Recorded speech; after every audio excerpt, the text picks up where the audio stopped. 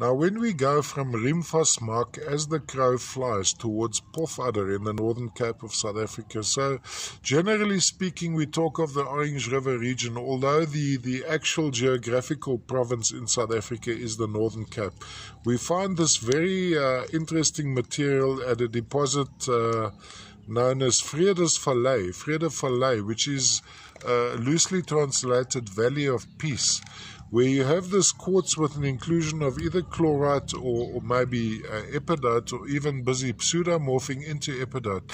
When you look at these quartz crystals under magnification, it's almost the fractured effect you'd have from a baked amethyst, which turns yellow, the Brazilian material. The so-called citrines from Brazil, a lot of them, the baked citrines, when you look into the tiny crystals individually, and some of them almost appear yellow, and there's an underlying greenishness to it. Inclusions of hematite are quite prevalent at most of the deposits of the Orange River, in this case as well. If we look at some of the cross-section of the quartz there, you'll see the grey inside, which would be the hematite.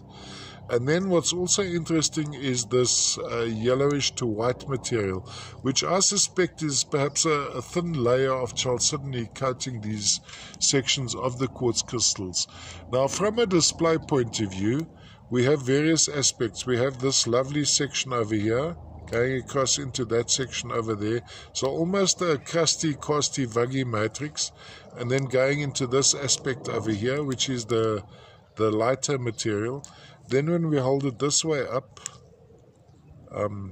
actually from a display point of view, maybe this would be the perfect angle in my book. But I mean, you know, everyone has different feelings about the display.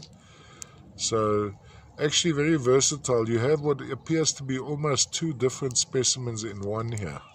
All the way from South Africa, Orange River quartz. In this case, chlorite associated with some hematite, and of course the matrix, the core being the quartz.